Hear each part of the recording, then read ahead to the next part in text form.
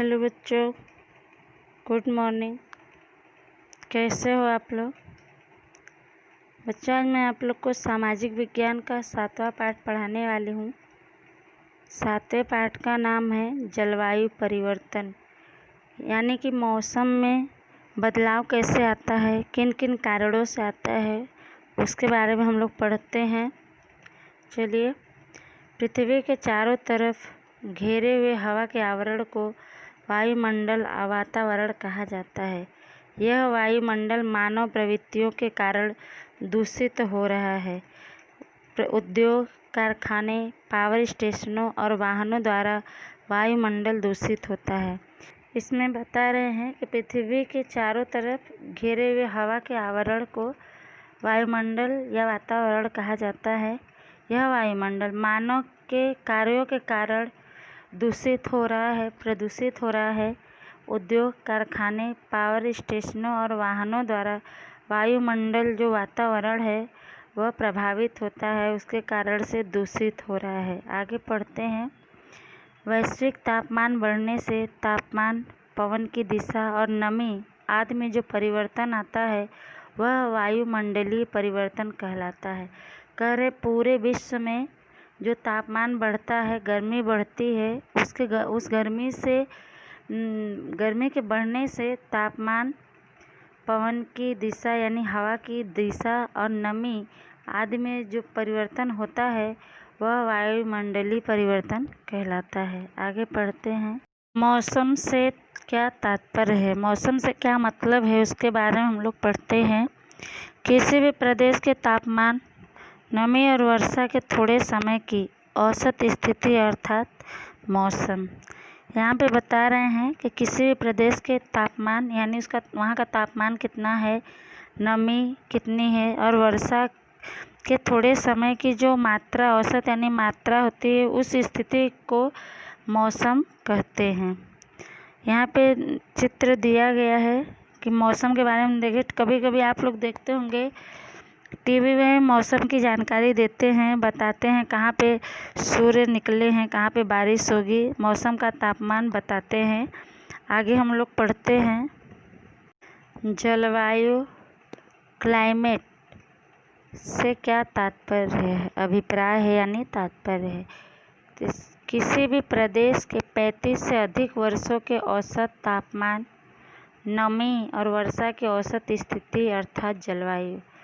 बता रहे हैं कि जलवायु का मतलब होता है किसी भी प्रदेश के 35 से अधिक सालों के औसत तापमान और नमी, वर्षा की औसत स्थिति को जलवायु कहा जाता है।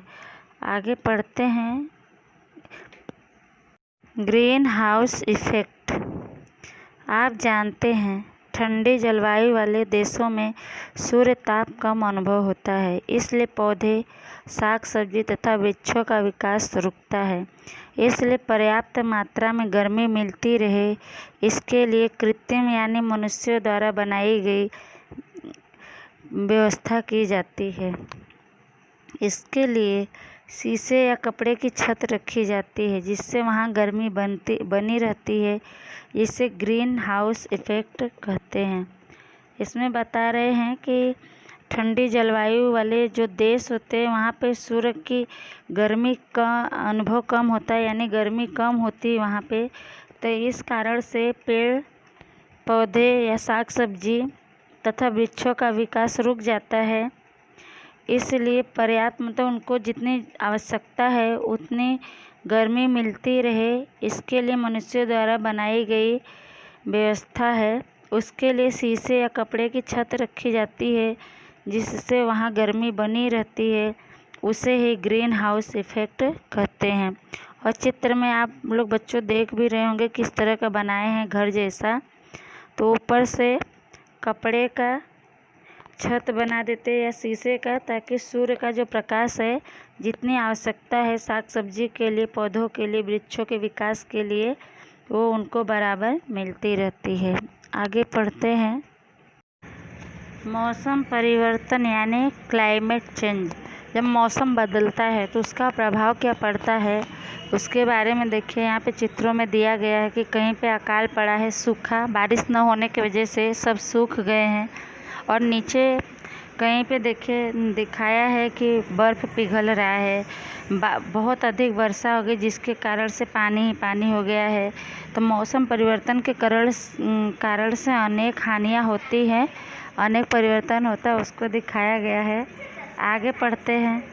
वैश्विक ताप वृद्धि यानी ग्लोबल वार्मिंग से क्या तात्पर्य? वैश्विक ताप वृद्धि का मतलब कि पूरे विश्व में जो तापमान बढ़ता जा रहा है, गर्मी अधिक से अधिक बढ़ती जा रही है। तो वैश्विक ताप वृद्धि का अर्थ क्या होता है उसके बारे में बताते हैं।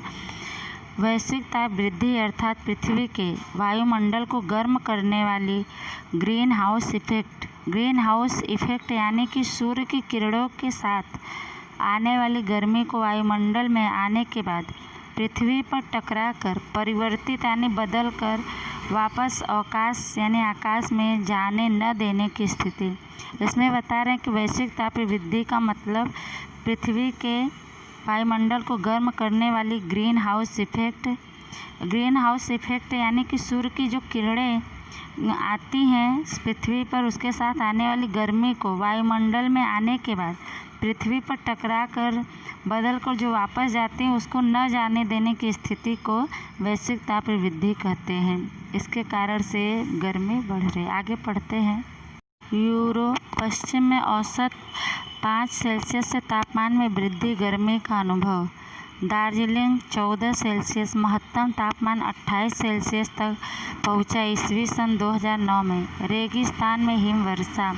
मुंबई में एक ही दिन में 992 मिलीमीटर वर्षा ईस्वी सन 2005 में। ऑस्ट्रेलिया में गर्मी का ऊंचा चढ़ता पारा 2006 में। सुंदरवन डूब रहा है। नेपाल में खुम्बू नामक हिम नदी में 5 किमी की कमी। अंटार्कटिका में 35 दिन में 3250 वर्ग किलोमीटर हिमाच्छादन पिघल गया।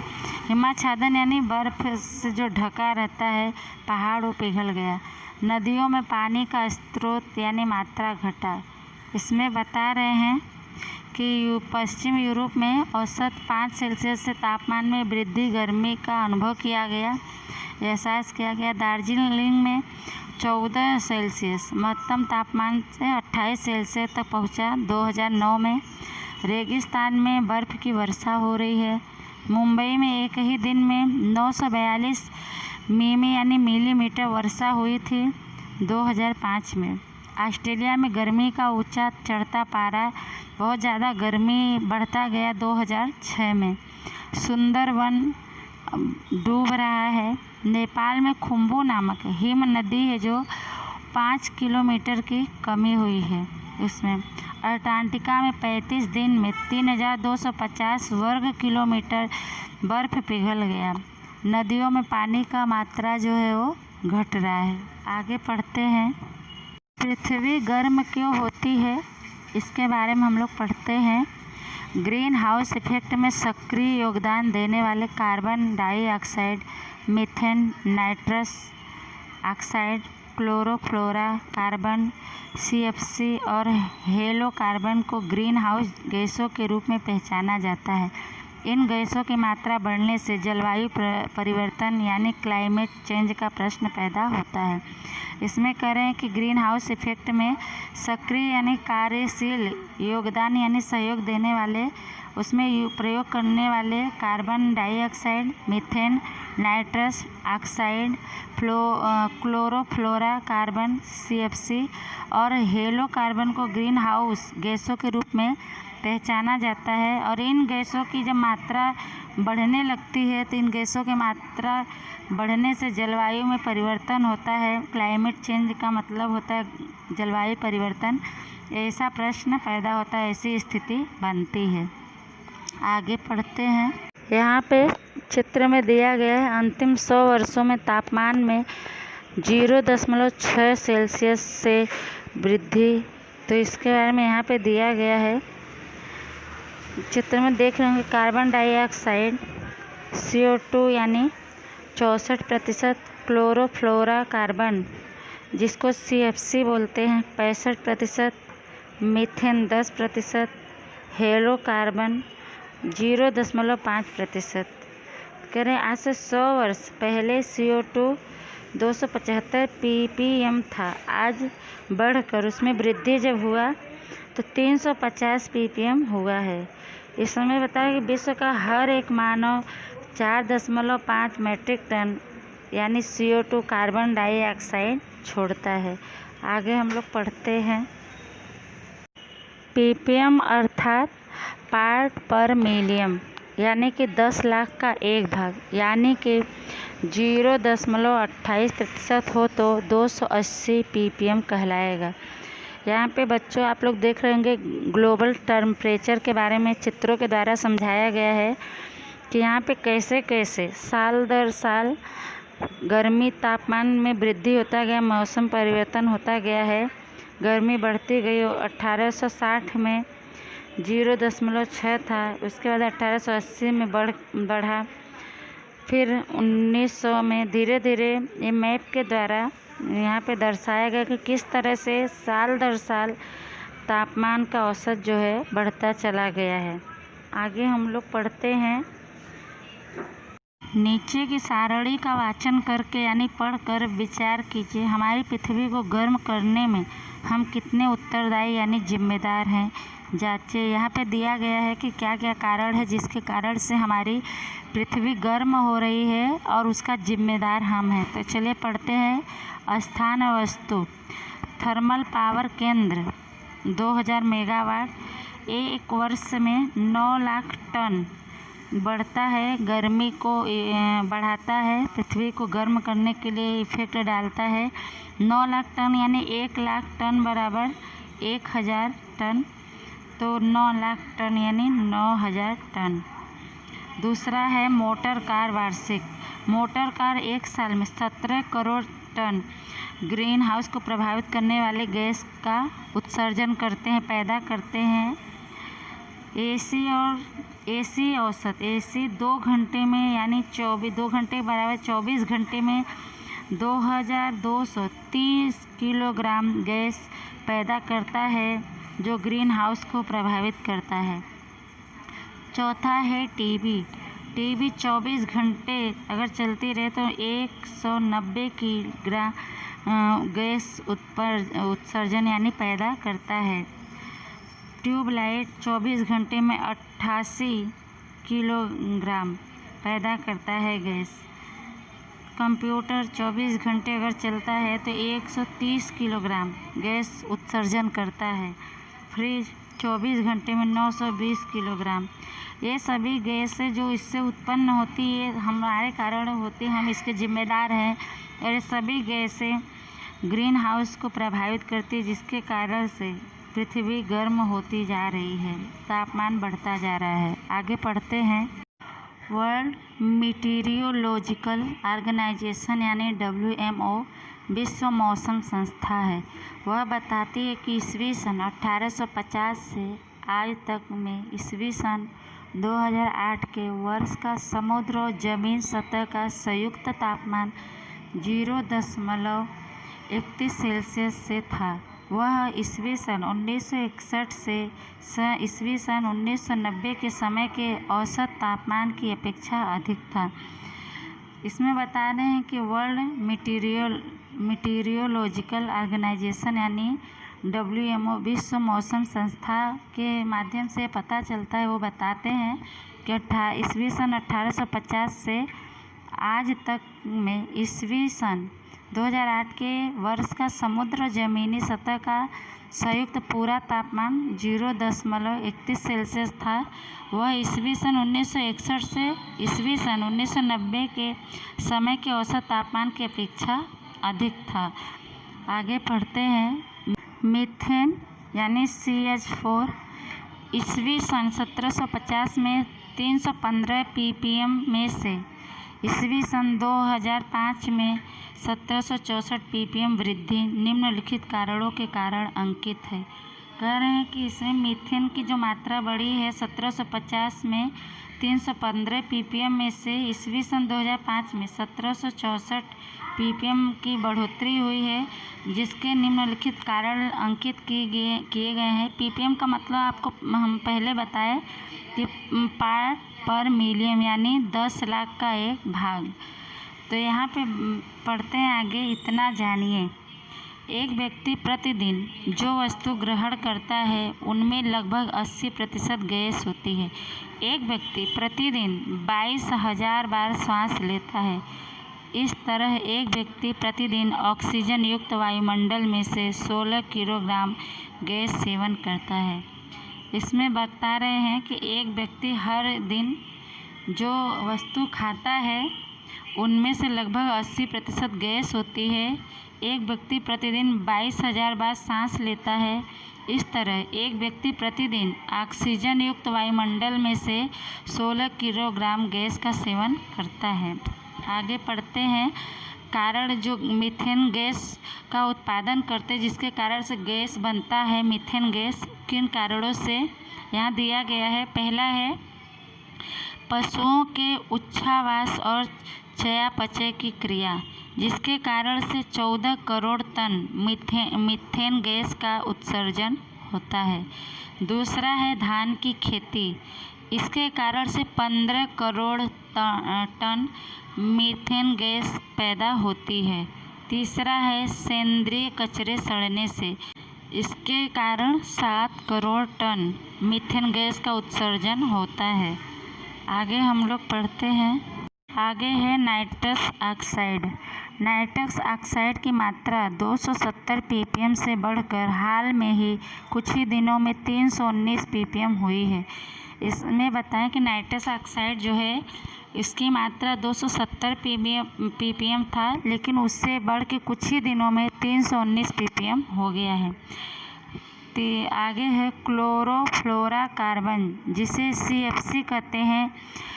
Foam, plastic, fridge, AC circuit surgeon, aerosol spray, 1 micron से 10 माइक्रोन आकार वाले सूक्ष्म कणों को एरोसोल कहते हैं। आदि के उपयोग से CFC में वृद्धि यानी बढ़ोतरी होती है। इसमें बता रहे हैं कि क्लोरोफ्लोराकार्बन किन कारणों से बढ़ता है। Foam, plastic, fridge, AC circuit surgeon, aerosol spray यानी कि 1 माइक्रोन से 10 माइक्रोन आकार वाले सूक्ष्म यानी बहुत से छोटे कणों को एरोसोल कहते हैं। और आदि भी दूसरे वस्तु हैं जिनके कारण से CFC यानी क्लोरोफ्लोराकार्बन में बढ़ोतरी होती है। आगे पढ़ते हैं। इतना जानिए, 23 जनवरी 1995 में यूरोप के संयुक्त प्रस्ताव से प्रतिवर्ष 16 सितंबर को ओजोन दिवस के रूप में मनाया जाता है। 2007 का वर्ष 1980 के बाद का सबसे अधिक गर्म वर्ष था। इसमें बता रहे हैं कि 23 जनवरी 1995 में यूरोप के संयुक्त प्रस्ताव से प्रतिवर्ष 16 सितंबर को आयोजन दिवस के रूप में मनाया जाता है। 2007 का वर्ष जो है साल 1980 के बाद का सबसे अधिक गर्म वाला वर्ष यानी साल है। आगे पढ़ते हैं। ग्लोबल वार्मिंग के प्रभाव यानी असर। ग्लोबल वार्मिंग के क्या प्रभाव है, क्या असर है, उसके बारे में हम लोग पढ़ेंगे। वनस्पति की उत्पत्ति, उनकी वृद्धि का समय और आयु में परिवर्तन आ रहा है। पक्षियों की अमुक जातियां लुप्त हो रही हैं। उदाहरण स्वरूप गौरैया, गिद्ध। हिमालय की 2000 हिम नदियाँ पिघल गई हैं। इसमें बता रहे हैं कि वनस्पति की उत्पत्ति जो थी उसमें उनकी वृद्धि यानी बढ़ोतरी का समय और उम्र में बदलाव आ रहा है। पक्षियों की जो खास जातियां थी वो गायब हो रही हैं ग्लोबल वार्मिंग के प्रभाव के कारण। उदाहरण में जैसे दे दिए हैं गौरैया और गिद्ध। हिमालय की 2000 हिम नदियाँ यानी बर्फ़ की जो नदियाँ हैं पिघल गई हैं। आगे पढ़ते हैं। चौथा कारण है अंतिम 10 वर्ष में अकाल, बवंडर, अतिवृष्टि यानी मूसलाधार बारिश और बाढ़ की मात्रा बढ़ रही है। पांचवा है जहां वर्षा अधिक होती थी वहां उसकी मात्रा कम हो रही है। राजस्थान और दुबई में भारी वर्षा का अनुभव। चेरापूंजी में अनावृष्टि यानी बाढ़ जैसे स्थिति बनी है। खेती में दलहन का उत्पादन कम हो गया है। जमीन में पानी का स्तर यानी मात्रा घट गया है। हिम नदी पिघलने से समुद्र जल स्तर में वृद्धि हो रही है। समुद्र किनारे के कटाव का स्तर बढ़ रहा है। इसमें बता रहे हैं कि अंतिम 10 सालों में अकाल, बवंडर, अतिवृष्टि यानी मूसलाधार बारिश, बाढ़ की मात्रा बढ़ रही है। ग्लोबल वार्मिंग के असर से जहाँ पे अधिक वर्षा होती थी उसकी मात्रा कम हो रही है धीरे धीरे। और जहाँ राजस्थान और दुबई जैसे जगहों पर भारी मात्रा में बारिश का अनुभव किया गया है। चेरापूंजी में अनावृष्टि यानी बाढ़ आ जाते हैं। छठा है खेती में दलहन यानी दाल जैसे उत्पादन कम हो रहे हैं। ज़मीन में पानी का जो मात्रा है वो धीरे धीरे घट रहा है। हिम नदी यानी जो बर्फ़ की नदियाँ पिघलने से समुद्र जल में वृद्धि हो रही है। समुद्र के किनारे का कटाव यानी ज़मीन है वो कट रहा है, धीरे धीरे उसका स्तर बढ़ते जा रहा है। आगे पढ़ते हैं। नवा है तापमान बढ़ने से लोग डिहाइड्रेशन यानी शरीर में पानी की कमी और कुपोषण यानी अपर्याप्त पोषण का शिकार बनेंगे। ऋतु चक्र यानी मौसम में परिवर्तन आएगा। जाड़े और गर्मी की ऋतुओं में लक्षणिकताएं बदलेंगी। गुजरात का समुद्री सतह 25 सेमी से बढ़ने से ज़मीन की क्षारता बढ़ेगी। कृषि उत्पादन में सतत कमी होती जा रही है। Cholera, dengue, malaria, yellow fever यानी वायरस द्वारा उत्पन्न होने वाला एक हेमरेजिक रोग है जो संक्रमित मच्छर के काटने से होता है, उसे बोलते हैं येलो फीवर। स्वाइन फ्लू आदि रोगों का प्रमाण यानी मात्रा बढ़ता जा रहा है। मालदीव, बांग्लादेश, फिलीपाइंस द्वीपों, वेस्ट इंडीज द्वीपों और ऑस्ट्रेलिया महाद्वीप के किनारे डूब जाएंगे। ग्रीन पीस संस्था के मुताबिक ईस्वी सन 21,000 में गुजरात में बसने वाले लगभग 55 लाख लोगों को स्थानांतरण यानी एक जगह से दूसरे जगह बसाने की व्यवस्था करना पड़ेगा। वैश्विक तापमान की वृद्धि के कारण फूल खुशबू खो रहे हैं। खुशबू यानी सुगंध। मधु छत्ता नाम मात्र के रह गए हैं। इसमें बता रहे हैं कि तापमान यानी गर्मी बढ़ने से लोगों में के शरीर में पानी की कमी होगी। डिहाइड्रेशन का मतलब होता है शरीर में पानी की कमी। और कुपोषण यानी अपर्याप्त पोषण का शिकार बनेंगे। 10वां है ऋतु चक्र यानी मौसम में परिवर्तन आएगा, बदलाव आएगा। जाड़े और गर्मी की ऋतुओं की जो पहचान है वो बदल जाएगी। गर्मी में ठंडी पड़ने लगेगा, ठंडी में गर्मी पड़ने लगेगा, ऐसी हालत होगी ग्लोबल वार्मिंग के असर से। गुजरात का जो समुद्री सतह है 25 सेमी बढ़ने से ज़मीन की क्षारता बढ़ेगी। कृषि उत्पादन में लगातार कमी होती जा रही है। Cholera, dengue, malaria, yellow fever, swine flu आदि रोगों का मात्रा बढ़ता जा रहा है। मालदीव, बांग्लादेश, फिलीपाइंस द्वीपें, वेस्ट इंडीज द्वीपों और ऑस्ट्रेलिया महाद्वीप के किनारे डूब जाएंगे। ग्रीन पीस संस्था के बताए अनुसार 21,000 में गुजरात में बसने वाले लगभग 55 लाख लोगों को एक जगह से दूसरे जगह जाकर बसाने पड़ेगा, ऐसी व्यवस्था करनी पड़ेगी। पूरे विश्व में तापमान यानी गर्मी में वृद्धि के कारण फूल की सुगंध जो है वो ख़त्म हो रहा है। मधु छत्ता नाम मात्र के लिए रह गया है। आगे पढ़ते हैं। यहाँ पे देखिए आप लोग चित्र दिया गया है। इसमें पृथ्वी का तापमान बढ़ाने वाले तत्व दिए गए, जैसे फ्रिज है, एसी है, कूलर है या चिमनियाँ, बड़े बड़े उद्योग कारखाने हैं। तो इन कारणों से पृथ्वी का तापमान जो है बढ़ रहा है। उसके बढ़ने का कारण हमें लोग हैं। हम अपने ऐशो आराम की चीज़ों को यूज करते हैं बिना कुछ सोचे, और उसके निकलने वाले जो CO2 गैस है यानी कार्बन डाइऑक्साइड, उससे वातावरण को कितना नुकसान पहुंच रहा है उसके बारे में हम नहीं सोचते हैं। और पृथ्वी का जो तापमान है वो धीरे धीरे बढ़ता जा रहा है। आगे हम लोग पढ़ते हैं। अपरंपरागत ऊर्जा के स्रोत ऊर्जा यानी शक्ति के जो आधार हैं परंपरागत अभी इसको बनाया गया, पहले से नहीं था, पीढ़ी दर पीढ़ी ये नहीं है। जैसे सौर ऊर्जा, पवन सौर ऊर्जा, ज्वार भाटा ऊर्जा, ये अपरंपरागत ऊर्जा स्रोत है जिससे ऊर्जा उत्पन्न होती है और इससे कोई पर्यावरण को नुकसान नहीं पहुंचता है। आगे हम लोग पढ़ते हैं ग्लोबल वार्मिंग से बचने के उपाय, तरीके। ग्लोबल वार्मिंग से कैसे बचा जाए, उसके क्या तरीके हैं, उसके बारे में यहाँ पर दिया गया है, उसके बारे में हम लोग पढ़ते हैं। CO2 का उत्सर्जन करने वाले स्रोतों यानी आधारों का उपयोग घटाना चाहिए। इसमें करें कि जो इससे कार्बन डाइऑक्साइड पैदा होती है, ऐसी वस्तुओं का हमें उपयोग कम करना चाहिए जिससे हम ग्लोबल वार्मिंग से बच सकें। दूसरा है वृक्षारोपण करना, वृक्षों का जतन यानी सुरक्षा, जंगल नहीं काटना, वनीकरण से कार्बन कम होता है। दूसरे बता रहे हैं कि वृक्षारोपण यानी वृक्ष लगाने से अधिक वृक्ष लगाएं, वृक्षों की सुरक्षा करें, जंगल को न काटें, जंगल को बढ़ाने के लिए वृक्षों में वृद्धि करें, पेड़ पौधे लगाएं, उससे कार्बन कम होता है, कार्बन डाइऑक्साइड घटता है। तीसरा बता रहे हैं पॉलीथीन बैग का उपयोग टालें। जो हम लोग प्लास्टिक के बैग का उपयोग करते हैं, थैले का उपयोग करते हैं, उसको ज़्यादा से ज़्यादा हमें नज़रअंदाज करना चाहिए, कम से कम उपयोग में लाना चाहिए। आगे है खाद और जंतुनाशक दवाओं का विवेकपूर्ण उपयोग करें। खाद और जंतुनाशक यानी जंतुओं को जो नाश करने वाली दवाएं हैं, उसका समझदारी के साथ हमें प्रयोग करना चाहिए।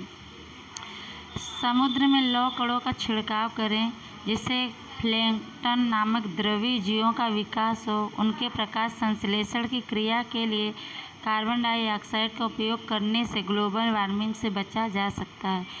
और कह रहे हैं कि समुद्र में लौह कणों यानी लोहे के कणों का छिड़काव करें जिससे प्लैंकटन नामक द्रवीय जीवों का विकास हो, वृद्धि हो, उनकी संख्या बढ़े।